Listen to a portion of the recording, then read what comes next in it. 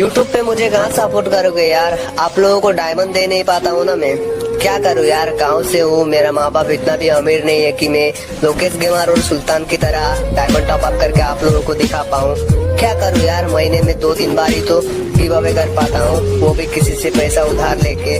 जिसके पास भी डीजे आलोक नहीं होता ना यार, बहुत मन करता है देने का, लेकिन क्या करूँ यार, मेरा औकात उतना भी नहीं है कि मैं आप लोगों को दिन में 100-200 डीजे आलोक दे पाऊँ।